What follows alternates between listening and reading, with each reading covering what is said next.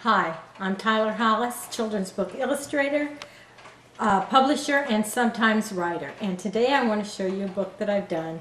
It's called Behind the Fairy Veil. And fairy is spelled F-A-E-R-Y after the Celtic spelling because all the magic is what happens behind the fairy veil.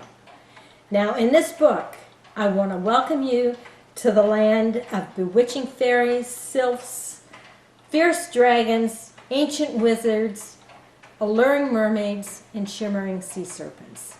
All their little stories are in here, and the pictures are quite incredible. I think you'll enjoy them. First, you'll notice on the cover, I have it very mystic and very soft, with the grass and the trees and the leaves all done in a soft purple behind the picture of the maiden with the standing stones. So, let's go inside the book.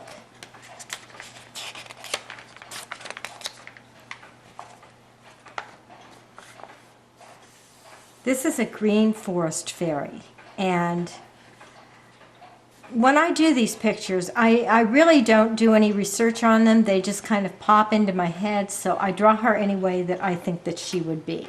So being a green forest fairy, she has on a green gown trimmed with gold, and then of course green iridescent dragonfly wings. And this is a story about her. And then here's the maiden that's on the front, that's lulled into sleep by the standing stones. And this is actually a view that we saw in Ireland of the standing stones and the mountains in the mist, and it was just incredibly, incredibly beautiful. So here she is. She's lulled into sleep. She has roses and wildflowers growing in her hair and magical mushrooms, of course.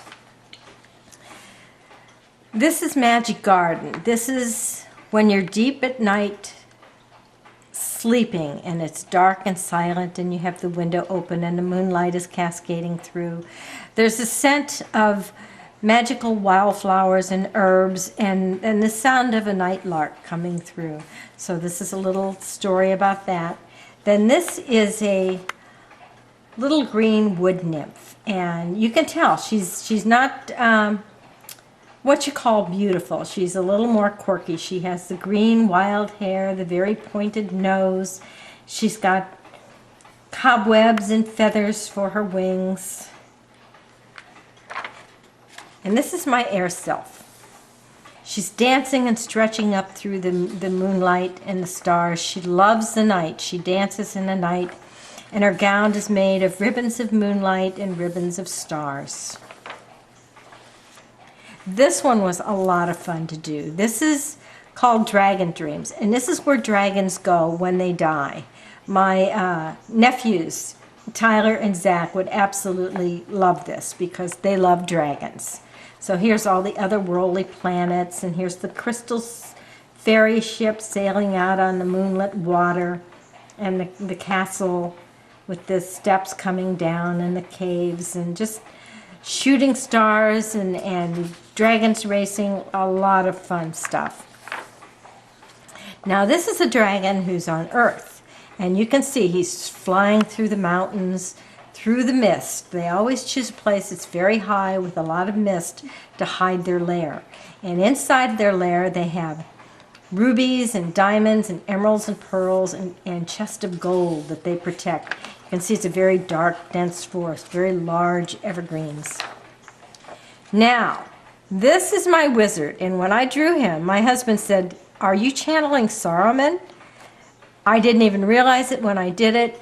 He does look like Saruman, but that was what was in my head. That's what I drew.